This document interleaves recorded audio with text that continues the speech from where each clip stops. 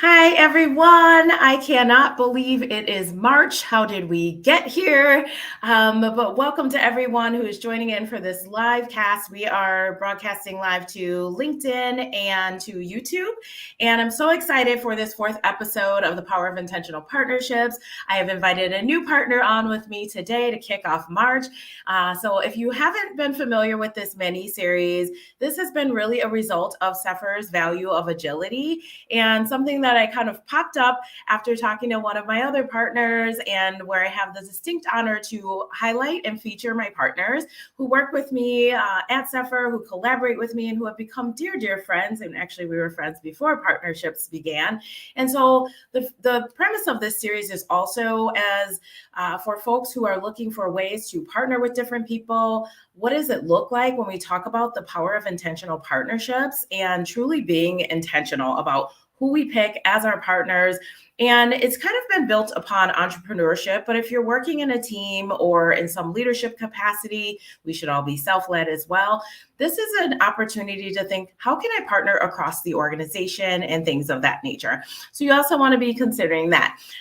So if you're doing that, you want to be curious about what it looks like, definitely listen in. We have YouTube, some other channels or episodes on there. So today I'm excited though to introduce you to my friend and my guest, Janifer Wheeler. She is the founder of JOYFull BadAss Business Academy. Hopefully LinkedIn won't kick me off for saying that. That's the name of her business, and she is a badass. So if you want to kick me off LinkedIn, I guess I can't do anything about that. But she supports solopreneurs and small business CEOs to get them ready to fall back in love with their businesses by adding joy to their business strategy. As an entrepreneur, that sounds amazing to me.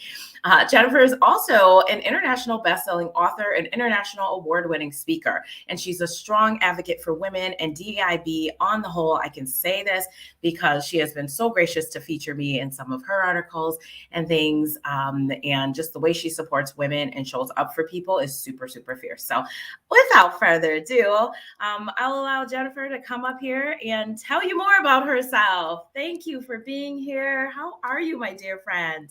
I am fabulous. And anytime someone introduces me as a fierce badass, I am all over that.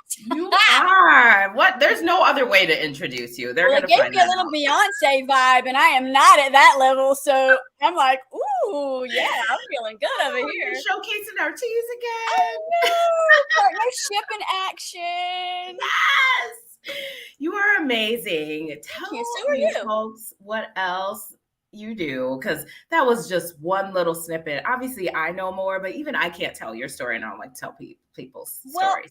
My story started, like everyone, with an interesting childhood. I moved around a lot, so I'm really open to change and new ideas and new people. So I think that has stuck with me my whole life, because I became a teacher.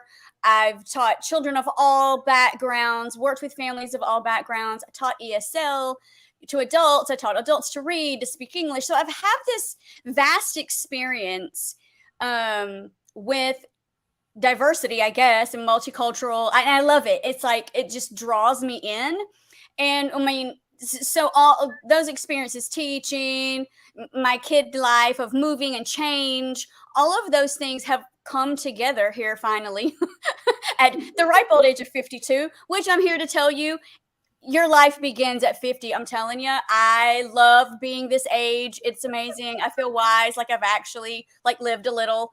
And anyway, so part of my story is just that all of those experiences obviously have rolled into what I do now.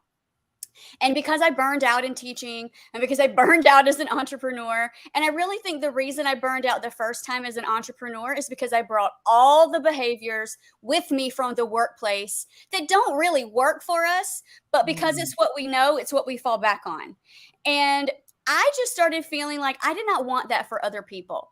I got into women's empowerment. As a teacher, you're surrounded by women all the time, elementary especially, but you don't get to talk to people very much. You really don't get to do a lot of interaction with your coworkers. And so, through the years, people just kept saying, I couldn't do what you're doing. And I'm like, yes, you can. Yes, you can. And so I just felt like I needed to be more yes, you can for my fellow women. And so that led me into a certified diversity certification in diversity and equity, inclusion, and belonging, because I wanted to serve my fellow women better, help them manage burnout better, close the gap between where you're standing and where you want to go. And the thing about burnout is it's so freaking sneaky. You don't even realize this is what is happening to you, because I didn't know I was burned out until I left the classroom and actually took enough time to fully decompress and evaluate what had been happening. I just knew I was miserable. I just knew I was crying every day, that I was snoozing 9,000 times. The weekend could not get here. Monday morning, I'm ready for Friday afternoon.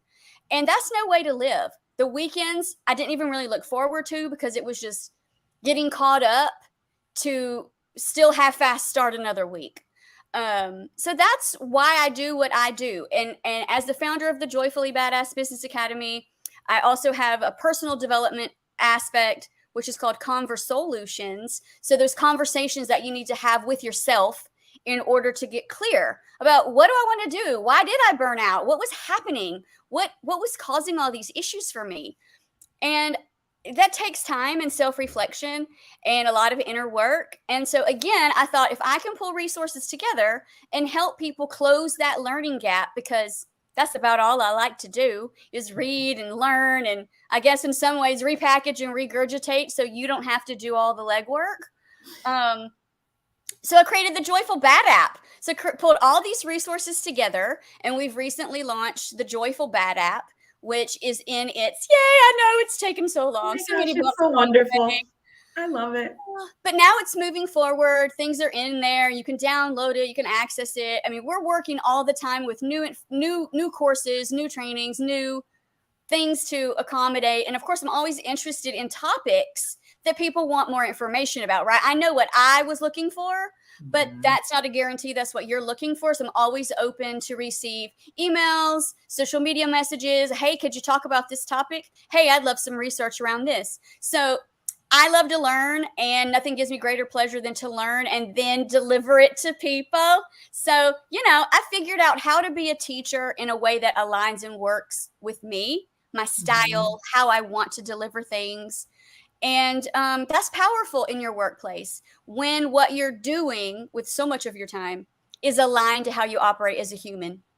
So I have courses around that. I do trainings for that. I just want people to be the best versions of themselves, if that's what they also want. I love that. Thank you so much. And I'm noticing too that you got new glasses since I last saw you, which hasn't been that long. It's called I Can't See Close Up. So I have about 1,000 pairs of these scattered all over my house, in my purse, in my backpack, in the bathroom, like everywhere I might need to read something small, I have glasses. We have that in common as well, but these ones are for my computer, and my lighting is terrible today. I don't know. I closed the blinds some because the sun was glaring. Then we got on here and it's acting wonky. So trying to adjust the lighting. It's not working. Anyway, what they say, technology, it's your best friend until it's not. Until it's not, right. No, I love all of this. Thank you for sharing that. And thank you for sharing, how, because so many of us who enter this entrepreneurship space have not realized that we bring all that stuff with us, even into our pricing, right? And how we're like, okay, well, this is what I made. This is what I want to make. Right. I want to be equal to or more than that. It does not work that way. And no one really shares that with you, which is another reason I really wanted to share this, because all of the partnerships I have are very unique. All of what all of you bring to the table is really unique, but there's this common thread of the things we've shared with each other, the things we've learned separately and together. And we all share the desire to share that with other people and to not hoard the information we have. But I love this beautiful journey that you've shared about how you still love all those aspects of teaching, and you get to still do that, but on your own terms. And I know we have had a lot of conversations of what we do on our own terms. Absolutely. Because that's your joy. Your joy is your zone of genius. And so when I'm trying to do things that are not my zone of genius, which just doesn't mean you can't learn, but sometimes the learning curve is so large. Why? Right? Why learn it if you could hire someone, you could delegate, you could figure it out and make some other decisions? Because I think that's the other thing that hinders us in entrepreneurship, is that because we're so uneducated about what it takes, and we're finding most of our information Googling, reading books, and which is all valuable and valid information, working with coaches. All of that are good practices. But what I found is ultimately I just brought all those toxic behaviors with me, not taking time off, working until working all hours of the night. I mean, I was worse as an entrepreneur than as an employee. I mean, at least when I was teaching, I did not answer parent email. I didn't answer any emails after 5 o'clock. When I left school, I did not do anything else because I would drag things home, never do it, and then drag it back to school on Monday. So that made no sense. But I found I was doing the same thing, trying to know everything, trying to learn everything, trying to fit it all in. And that is very much what happens in a public school situation. You are truly, it is not a joke. You are working every single minute. Even if you go to the bathroom, you're almost working because some kid's probably standing outside the door waiting on you to come out so they can ask you a question. And I think just unfortunately, it's socialization. It's all these things in our society that are expected of us that cause us to burn out. And, I don't really like the WHO's definition of burnout. It's about your mindset toward work, kind of, but it's not because we're not capable of managing things. We just aren't capable of managing all the things all the time, every minute of every day. And that is where I think so many of us find ourselves. It's not that we can't do it. We just have too much. But we don't always know how to slide it off the plate, get rid of it, move it around, hand it off, throw it away. I mean, there's some things we do that we don't even have to do, but we don't know that. So we just keep doing it. I mean, I want people to know that burnout is not your fault, right? It's not something that you did to yourself. It's just something that happens because our whole society's view of work is wonky as hell.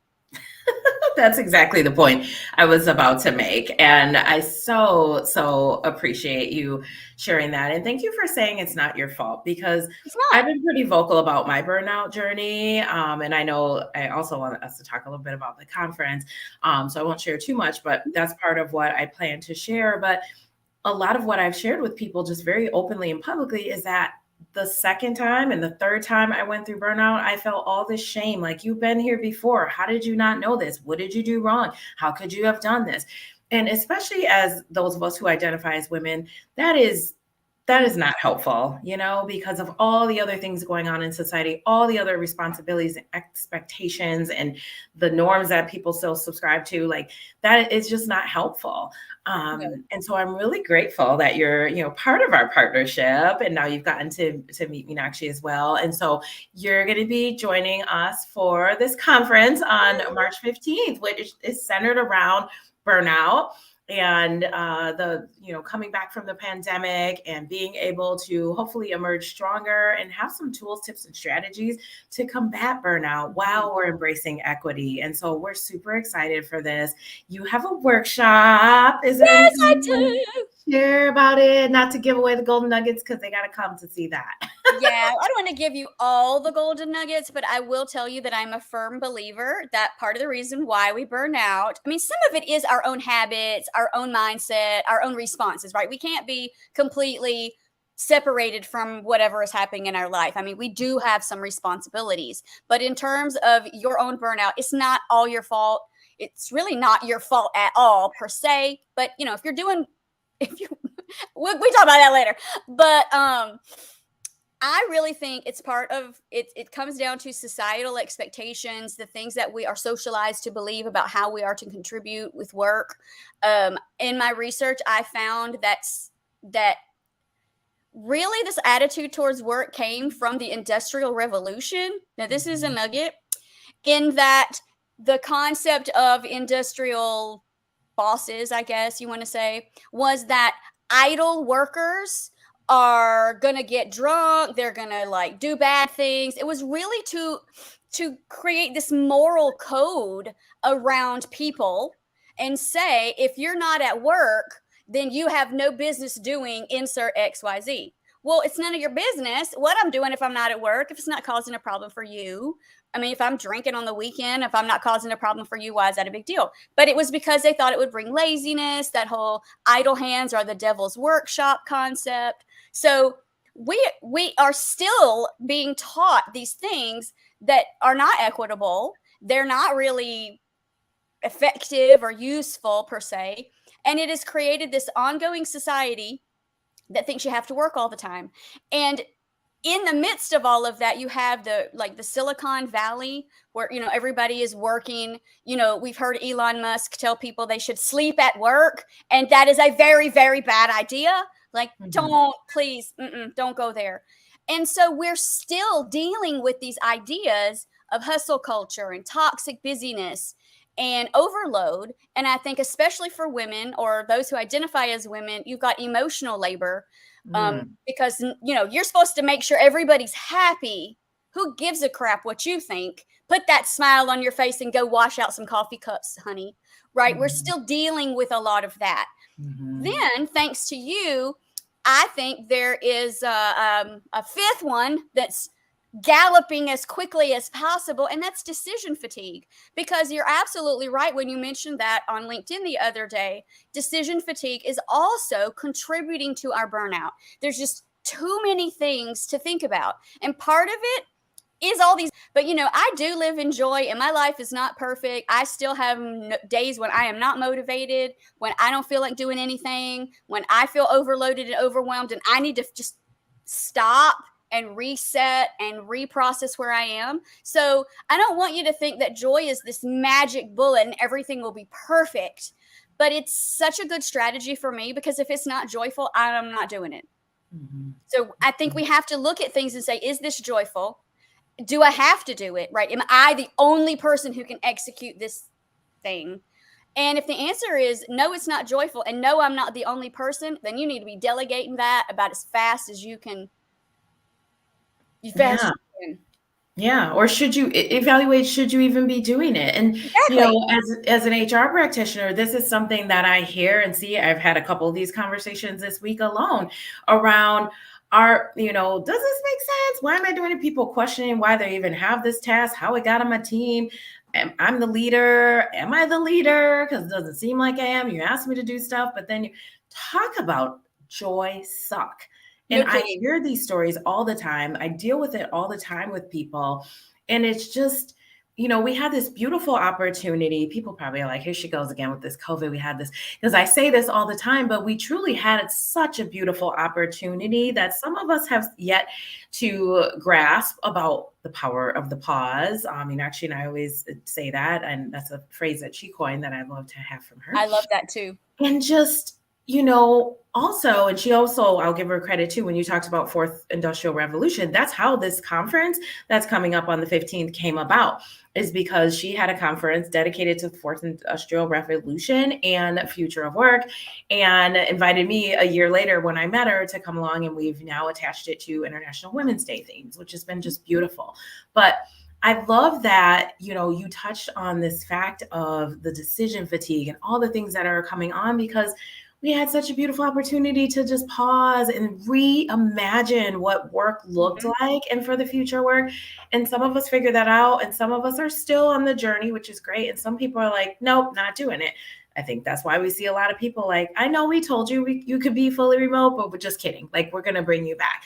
And I wonder what happened to, and I have a poll out there right now. I'm looking forward to hearing the rest of the responses on, whether we ever had flexibility at work or what it's going to look like. Right. We had this opportunity to reimagine that and rethink it. And I think some folks just didn't put a strategy around it. And just like a partnership, everything should have a strategy, or it's going to become unjoyful, right? No, there's got to be a strategy. I agree. I am a person who loves to set intentions rather than goals, because goals feel very I'm a rebellious person also. So goals, I love you. They're too confining. They're too restrictive. And besides, they're my goals. If I don't achieve them, then who's disappointed? Me. And I can deal with me. Me will have a conversation about where I'm going at a later date.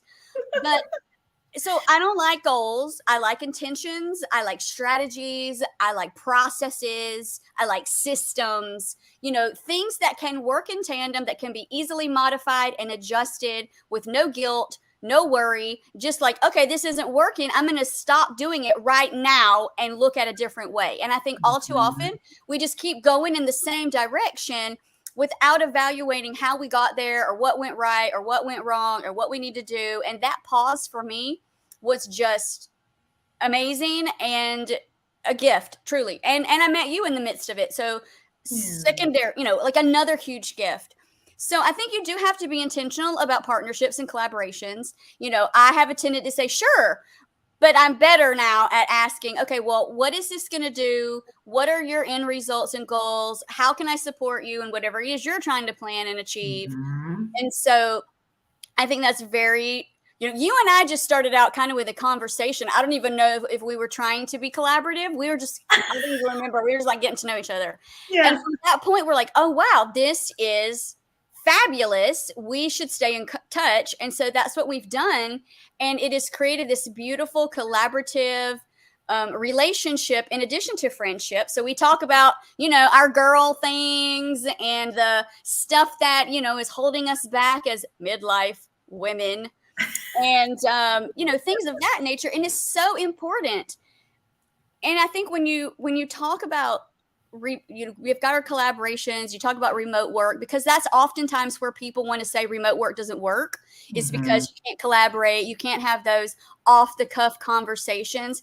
Although I remember when I was working, most of the off the cuff conversations had nothing to do with work, and they were actually time wasters. And I'm just standing there for 15 minutes talking to somebody about absolutely nothing, and I got stuff to do. So I'm not convinced that being in the same place all the time is like the gold, but I do think we have to be respectful of what people need and how they work best, because I could not work in a cube. There's just no way. The noise, the distractions, the people, there's just absolutely no way. My dream job, I would say, nope, can't do it. No cubes, just can't do it. And I think it's unfortunate that companies are not addressing these types of things, talking to people. That contributes to burnout. When you're not working in a style that aligns with who you are, introvert, best at 1 o'clock, I'm not a morning person. I don't think well early in the morning. A lot of people do. I don't. I got to wake up. It takes me a while. I'm a 10 a.m. girl. So this is why teaching was rough for me for like 3 or 4 hours the first part of the day. But this is not what we do in the workplace. The workplace views us as their, they think they own us, and that we should just be grateful to work there. And sometimes I think that's not really the best way to interact with your employees. And, because you're not creating an intentional partnership there. Right? I mean, view your employees as an intentional collaborative partner, your teammates, your customers, your vendors. I think if we just started viewing people as intentional collaborative partners instead of just some girl that's on my team or whatever it is, we could get more done in less time. And that's the goal. That's for me. When I say do less, be more, I don't mean like do fewer things so you can do more things. I mean, do fewer things so you can be more involved in your life. Yes. I get all of my joy and satisfaction from my life, and my work is just one part of it. Right. Because you think about people when they retire and all they ever did was work, and then they can't stand it, and they wind up going back to work because they don't know what else to do. That's a nightmare to me. You just unpacked so much gold for us. I don't even know where to start. Oh my God. I don't know. I'm just blabbing off the top of my head. I don't even know where I'm going with this at this point.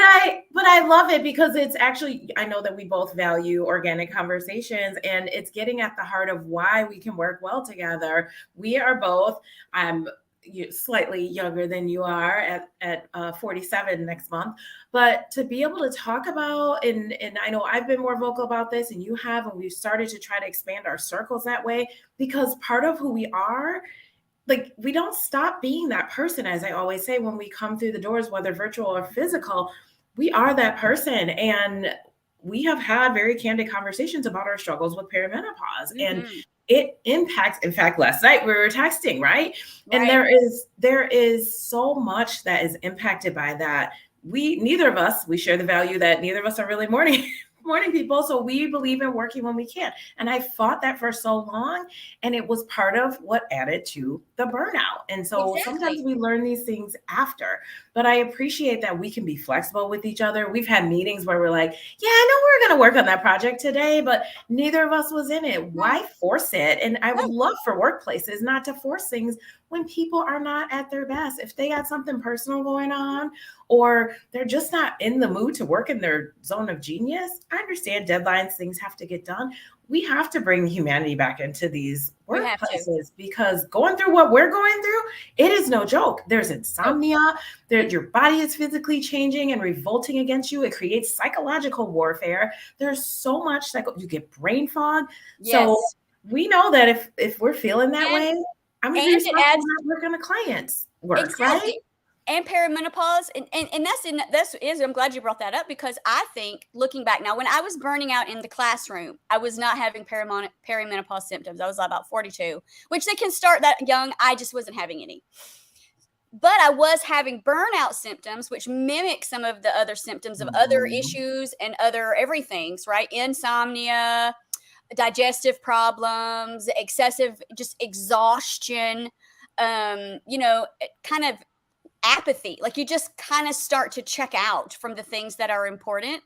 I noticed I was much more irritable and grumpy, and I just did not have the patience I had before, which are all things I experienced as a 52-year-old woman dealing with perimenopause. So, and I've gotten to the point now where I just talk about it all the time. I don't care if you're a man. I don't care if you're a woman. If I feel like I want to talk about it, I will. Because part of the problem is we don't have these conversations. So you get to a place and you're like, wait a minute, what is happening to me? What is happening here? Because it's like some secret. No, it's not a secret. And I don't like it being, couched behind the veil of the change. Yeah. That's change. Like, that's what I heard my whole life. I didn't know what that meant. I was clueless. I'm like, I guess at some point when I'm old, I'll go through a change. What am I going to become, a werewolf, a vampire? Yeah. Tell me more about this change, right? But I feel like a werewolf sometimes. Like, when the moon is just right, I lose my mind and want to, have a fit. It's really crazy. So I think that's why I think self-awareness is such an essential aspect of preventing and managing burnout, along with a lot of other things. Because if you don't know yourself, you cannot know if you are out of alignment. It's like when you drive a car, right? My husband, if his car makes one tiny weird noise, he's like, oh, there's a problem. I don't necessarily notice that much. But say, for example, that's how you operate. Oh, something's I hear one little noise. I'm taking it to the shop. We should be that attuned to ourselves. Yes. Oh, that's not how I usually respond. I don't normally snap people's heads off. Oh, what about that? Let me go talk about that. But for me, I do normally snap people's heads off. So that wasn't such a big thing. That was one of the things for me that I didn't recognize was a thing with burnout. And I was like, gosh, because people always are like, oh, you're so positive and cheery and whatnot. And I was getting like short and snappy with like everybody, because everything and everyone was driving me nuts. And it's not only am I in perimenopause, so you add that, but to your point, the burnout symptoms, it can magnify what you're going through, and one can magnify the other. So knowing yourself and if you're out of alignment is so important. And I love these questions that you had for people on, how am I achieving my goals, setting intentions? And that is so important. Those are questions we should all be asking ourselves in terms of, is this in alignment or not? One of my other partners he's like, oh, I love that you set your goals, but I don't do that. And I was like, good for you. You have to do what works for you, because even social media too can be toxic with all the things out there, all the advice. I agree with you. Work with a coach. I have a coach. It's really important. But you can't take in everything, even your coaches. And I'm a consultant. I tell my clients, I'm not here to tell you what to do, but I'm giving you some, considerations. I'm going to tell you the risks and recommendations. You can do what you want to do. If I feel really strongly like you might not want to do that because you're going to get sued, I'm going to tell you. Other than that, Right. as individuals, we should have freedom of choice to do what we want to do. Correct. And that includes the things that we absorb and so much of what we consume on social media. So taking those breaks is healthy as well. And I know that you and I share that, and we talk about that very openly, as we do our own individual business and respectively, which is so important. Yes. I just love that you shared that. Well, thank you. Yeah, I mean, the brain science is there, around burnout and the things that contribute to burnout. I just think that we have to be cognizant. We just have to start seeing ourselves as an equally valuable partner in our own lives. You know what I mean? Like, you've got to recognize yourself as a player in this game, because I think all too often this is not how we are educated. This is not how we are taught or trained. To think about yourself is considered selfish, but in reality, you're the only person who can control yourself, your reactions, your behaviors, how you respond to stress or situations. And so if you don't know these things about yourself, how can you, like I used to tell my students, if I don't know, I can't fix it. So if you don't know these things about yourself, you can't address them. You can't even try to figure out what kind of help do you actually need, right? So then you kind of get stuck, and you're in that chronic stress. To me, creates that chronic fight, flight, or freeze. And nobody does well when that is your three choices. That is not a place you cannot be successful if you are constantly in fight, flight, or freeze. And I feel like when I was going through my burnout experience, that is where I was, I would probably say, most of the time. One of those decisions was like always there. Do I just stop? Do I fight about this? What am I going to do here? And that's not a good place to be. It actually creates more trauma for you, and it's not good for your brain. It's not good for your body. It's not good for your systems. So, burnout is not just a concept. It is an actual physical, mental, emotional thing. It affects every aspect of your life. Chronic stress. And I just call it the chronic stress that leads to burnout, because we all have stress. That's never going to go away, and that's fine. Sometimes stress is a motivator. Sometimes stress helps us achieve things. Sometimes a deadline looming is what forces me to stop procrastinating and get some stuff taken care of. Same. Having lived in a chronic stress environment, not realizing it, and then getting out of it, it's like I can't ever live there again. My husband and my son are both like, you can never teach elementary. You can never teach again. Because I would say, over the years, my entrepreneurial journey, I'm just going to go back to work. And they're like, nope, no, not if you're going to go be a teacher, because nope. And even now, my 25-year-old son will say, Mom, you remember when we were having issues? When we were having issues, and if you come back to it, some of those issues were a direct result of the chronic stress that I was experiencing, that I did not know how to manage, that I thought was my fault. I absolutely 100% thought that when I was struggling, it was my own fault, that I wasn't satisfied with my life, that I wasn't being grateful, that I had all these positive things in my life. How dare I want something more? How dare I have expectations? And that comes from childhood. Like, you just always want more. You just have really high expectations. Well, yeah. And why is that not okay? It is. It's absolutely okay. You can have high expectations. Just don't let them control you or run your whole life, right? Yes. And that's what I was doing. I was letting all of that stuff control my life instead of me controlling my life. And I think that is another nugget. Like, we think we're in control, but we don't. We let all these boundaries get blurry. We let people have control of our time and our activities and our thoughts to some degree. And I'm just not willing to give myself away without a little ROI. Yeah. And we should all have that, right? And it's the same thing with partnerships, right? Like Exactly. we have to work together. You have to value what I value. They can be different slightly because that's the beauty of DEIB, and that's why I love these partnerships. But we have to respect each other's time. We, even if, I mean, literally, I remember at least one time very vividly where it was like we got on a call. I was like, I'm not really feeling this today. Are you feeling this? But the safety within our relationship to have that conversation and to be able to know that whatever product we were going to put forth was not going to be is it impactful, and we both want to put good things forth for each other, for our clients. We do a lot around leadership. And helping, not just entrepreneurs, but we realize that people, when they're put into leadership positions, they aren't always equipped with the right tools, right? So we have to, it's also about modeling what you want to see for your clients, for others, and certainly the safety for each other as partners to be able to say, hey, to one, check in on each other, but also I want to be safe to say, Janifer, I can't today, or I'm feeling a little under the weather. Can we move it?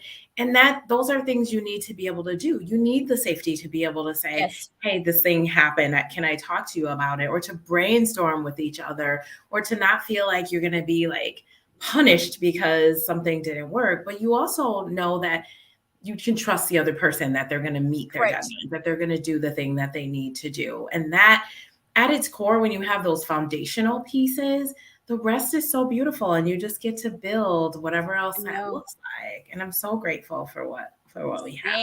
Same. And and I think that is what is so often missing from our workplaces, even within our own entrepreneurial workplaces, right? Because like I said, we bring a lot of the things with us from what we saw. Most of us did not start out as entrepreneurs. I did not graduate from high school or college with an entrepreneurial something in front of me. And I think so a lot of us don't understand how to make that work. We just know we want to. And so I think it's that drive that makes us want to know how to do these things. But at the same time, our employer is creating these workplaces that make us want to leave from them. So, you kind of want to like, employers, do you want all your people to leave to go be entrepreneurs because they absolutely freaking hate to work for you? Or do you want to create inclusiveness and belonging and create safety like you're talking about? Because that is where people thrive. Maslow's hierarchy of needs, you cannot grow into your best self if you do not feel safe. And I think a lot of people, if you did a survey and you ask people, do you feel safe? Not necessarily physically safe, like I'm scared I'm going to get attacked on the way to the bathroom, but do you feel safe in your work environment to express yourself, to dress like you want to dress, to speak in a way that aligns with you, all these different things that we are, a dress code eliminates, or like just all these different ways, right? And I think that is what will make the absolute difference, is creating places of true inclusivity and belonging, because that leads to safety. That is where people feel like, okay, it is okay for me to be myself. It is okay for me to be vulnerable. It is okay for me to share something. It is okay for me to build trust with people. And I think that is a huge aspect that is missing from a lot of areas of our lives, perhaps. And so that is something that I intentionally work on, and that I look at things I write, the things I publish. Often I will get them, I'll do them, and like, did that seem inclusive? Let me go reread that. I mean, was I inadvertently exclusive? And I know we walk a fine line when we're talking about, men versus women and all of those kinds of things. But I think we also have to be aware there are differences, there just are, and they're okay to address them and to acknowledge them.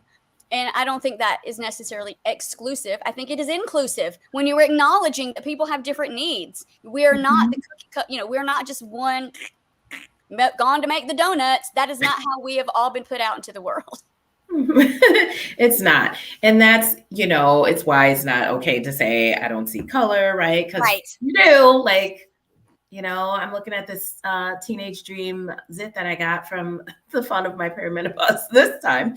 And my lighting and all this, but like, you see that people are different. And when you talk to them, if you're open to hearing them and you're letting them express themselves, there are ways that, we will discover pretty quickly that we're different. And isn't that what you want in the workplace? Shouldn't that Yes. be what you want in a partnership? Yes.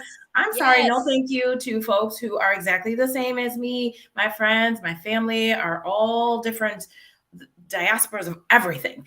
And I love Exactly. it because I learn, and it doesn't mean you're not going to make a mistake either, right? Same thing with a partnership. I expect that I can be forgiven if I make a mistake, or we're going to talk about it and have a hard conversation if we have to. That has to work or it doesn't work, right? And that's where that sense of safety comes into practice, right? So Yes. it works with any collaborative partnership, be it us two as entrepreneurs, or when you are working with your clients, when team members are working with each other.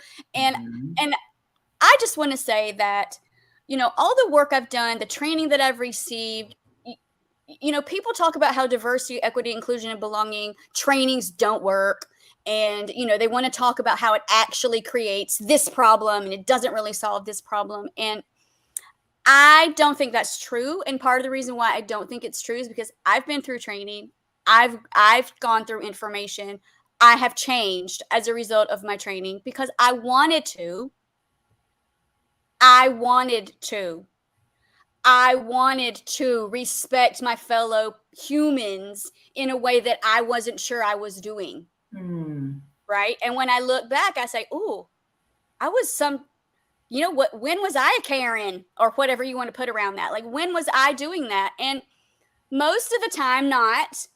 Definitely, hopefully not now that I know better, but I'm just such Mhm. an advocate of once you know better, do better.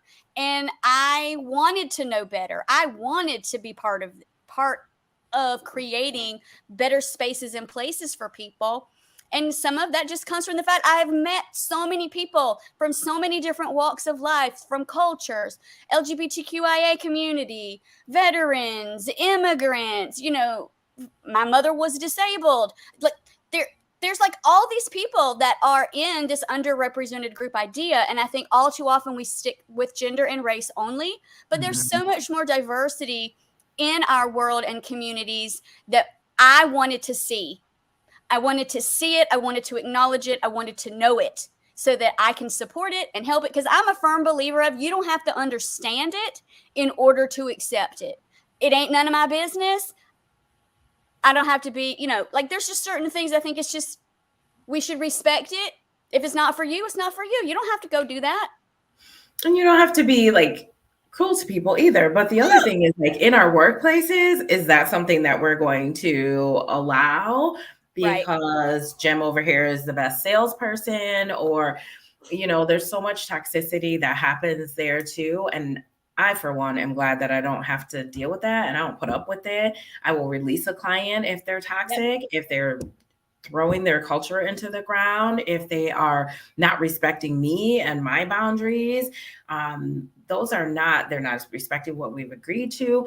And those are things everybody should be able to advocate for themselves. But Exactly. so many people are afraid to even like put a comment on LinkedIn because they're afraid of retaliation. And if you think that retaliation doesn't happen, I have It's seen good. it working in HR for 15 years. I have seen it up close. I've seen it in my consultancy. And do you think I'm going to work with people like that? No. No. And so it's just, we have to be careful at how we are, trying to put people into boxes Mhm. and the environments that we create, because you're going to have a culture, whether you like it or not. What do you want that culture to say about you and your Right. employer brand? Because Glassdoor is no joke. People are really candid over there. And it's really hard to get those reviews taken down for a reason, because Right. there's reality, or they're going to reach out to the people who actually work there and get the real scoop. So you can put all your fancy marketing Mhm. and put the, faux diversity up on your website and in your other marketing tools, but are you really doing the outreach? Am I going to go discover, as I'm looking for a job, and go talk to somebody that all those faux marketing things aren't really real? That's Right. not helpful. No, and the thing I've been researching lately, because my son is a Gen Z, and I've been doing some, here in Texas, and if you pay attention to the news, this is not the only state, but we have some state governors who are against the woke agenda and are actively passing legislation, signing executive orders that are removing DEI programming. They are, banning certain people and certain teachings and all of these various things. And there was a point in my perimenopause, my brain just said, don't know what your point is. You just lost it. I can relate. This happened at least let me start getting back. But we've got all this happening. Oh, that's okay. Now I know. So you've got all these things happening. Well, what employers need to understand as entrepreneurs, solopreneurs, you never know when you're going to need it, when you're going to have a team, and when you're going to need to hire people. Mm-hmm. I do have a lot of freelancers in a VA agency, so I don't have direct employees, but I do have people that work for me. And so you got to understand that Gen Z, they have high expectations for DEIB. Mm-hmm. Gen Z is not playing around. They also have no loyalty to your job. So if they come to you and you said you were diverse and you had equity and you were inclusive and all of this, and they get there and they're the one and only woman in the room or the one and only insert, okay, I'm the token of whatever you didn't have, they will practically turn around and walk away. They're not having it. So we can't just continue to sit in our whatever generational bubble we're in and just say that, well, we don't want to be woke. Nobody else does, because that's not true at all. So you got to walk the walk and you got to talk the talk, because these younger generations, they are going to look at you. They're going to hold you accountable. They will not work for you. Mm-hmm. They won't. I love that. Yeah. That you talked about accountability, because I feel like that's something else that people are probably like, here she goes again on her accountability struggle, but it is one of my values. And you have to do what you say you're going to do. And that's something my dad always said, my late father, and he would be like, I'm a man of my word. And I'm like, I know you are. And it's one of the greatest qualities that I've gotten from him. And we have to do what we say we're going to do. We have to have integrity. We should be held accountable and responsible for the choices that we make and the things that we do. Mm-hmm. There are consequences on the other side. And that's not just individual contributors, that goes for leaders too. And to your point about these generations in the workforce and the current and future generations, they really are not playing. It is going to be harder. It already is. We've seen it with engagement. There are different things that you need to do to engage folks. Feedback, which has been severely lacking. I continue to hear that people need to increase feedback, and there's not enough. People learn differently. Their work styles are different. You have to embrace that. Basically, what I'm saying is it's a lot more work in leadership nowadays, but it should be. It was never supposed to be a cakewalk, right? You are responsible for people. And even if you're not a leader, in the sense that you are a people leader, there are still responsibilities and accountabilities as it relates to, how we partner in a business as entrepreneurs, the people who we serve and our stakeholders, our communities, the boards we serve on, people you're collaborating with across the organization. We all need to have that accountability. And that's something that I'm starting to see trending, is people being held accountable. And I don't care what level you are. There's I agree. Somebody you should be held accountable to. Nope. I mean, I understand there are people out there that I'm somewhat accountable to, but ultimately I'm accountable to myself. And so what I typically try to do is, at the end of the day, I am an overthinker, so that is a piece of it. But I want to know that I can lay my head down and sleep for, till about 3 a.m. when my perimenopause is going to wake me up with a hot flash, at least for that duration of time, knowing that I did right by people that day. Did I do right by the people that I encountered this day? Did I do everything in my power to make sure that anybody I interacted with felt okay about being in my presence? I don't go out and talk to every single person I see. But, did I do anything today that I would be sorry for in the morning? And as long as I can say, nope, I did my best. Or sometimes I lay there and I think, gosh, I should really apologize to that person. Or, I should probably reach out to her. Maybe I shouldn't have said that. Now, sometimes I overthink it and it's really not that big of a deal. But nonetheless, I am evaluating myself. I am saying, did I do right by people? Because if I didn't, then I have to fix that.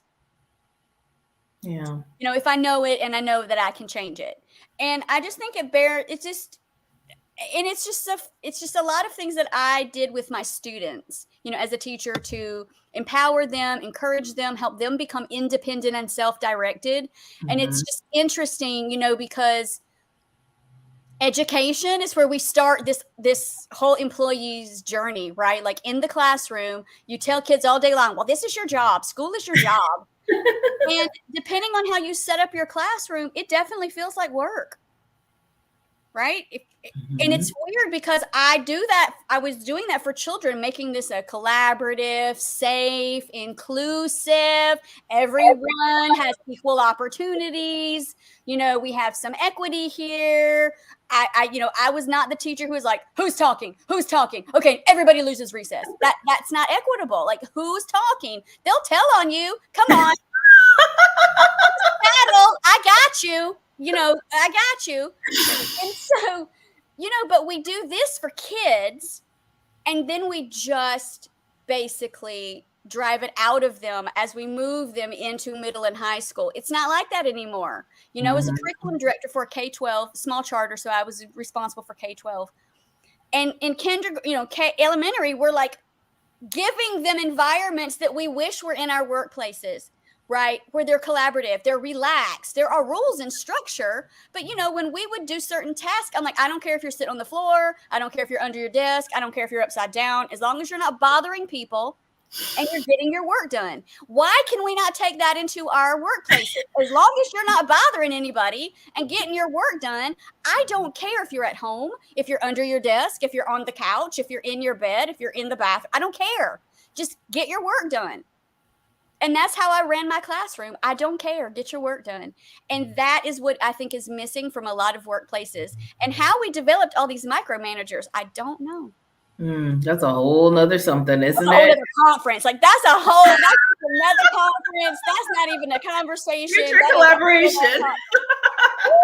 Micromanagers and yes. And I'm starting to hear, I feel like that kind of like tapered off a bit, and I'm starting to hear that pop up again too. But I have to say there's probably a correlation to what's going on with like some folks like, well, how do we go back to the office? And understand that I have an architecture client, they're architects. It probably makes sense for them to do their work mostly in person. They have some flexibility in there, but there's, I have a client that's in the restaurant industry, in the pharmacy industry, different folks, strokes for different folks, right? Like it makes a difference. So I'm not saying like remote work only. That's how I do my best work because it's heads down. That's when I work I can get my zone of genius. I did my breath work today. I was able to do that. There are just different things, like you said, work on the couch, turn your camera on, turn it off. Just this understanding that needs to come into the workplace. And that's why I'm grateful we have that in our partnership. And it's something I want to give to every workplace, every person who is out there, because we can't work at our best if we feel like we're micromanaged or now some of us need more direction and we want that too than others. That's where mentorship comes in. But there is a big difference between giving advice, mentoring somebody and micromanaging, because absolutely, that's not how you're going to do joyful work, right? No, it's not joyful. And again, there's so many lessons. I should really write a book about lessons from an elementary classroom that you need to go into the workplace.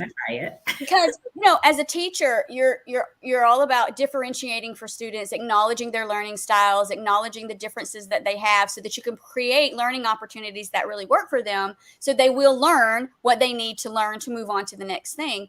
And it's just so fascinating that we do that for a while and then we just stop doing it, and we assume everyone is an automated robot and with the exact same everything. And that's not true, because the way you learned as a kid is pretty much the way you're going to learn as an adult. How you operated as a kid, sure, you're going to grow and mature and all of that, but a lot of your basic ways, they stay there. And so I don't know, it's just like, it's got to be, we can do better. I guess that's really what I'm getting at. We can do better. But yeah, this is making me think I need to write a book about how elementary school teachers, if you applied some of those principles to the workplace, it would be far more joyful, inclusive, and equitable. Yeah. And that's really what we want to get to, is inclusiveness. I think inclusiveness, belonging, and equity. Yeah. Absolutely. And I think you should write this book. And Thank you very much. I always support you going on this journey. Wow. Well, I have been wanting to take a sabbatical, and maybe that's what I'll do with my sabbatical is I hate Zoom too because it makes you look at your hair. Write a book about that. Yes, definitely. I support you in that. Well, as we're wrapping up, what else are you hoping for from our partnership as friends, as founders, your gift to the world? Anything you want to leave us with? Oh my gosh. Well, I mean, as far as our partnership, I couldn't ask for more. And I think in so many ways, it's not so much about exchanging clients or necessarily referring people, but just the ongoing support and knowledge that if I needed you, I could just text you and you would be available for whatever. It's a business conversation. It's a personal conversation. It's any kind of conversation. And, I am grateful for you. I am grateful for your friendship, for your knowledge, for the fact that you are smart and creative and just interesting. And we have great fun when we have our conversations. You're funny. We laugh a lot.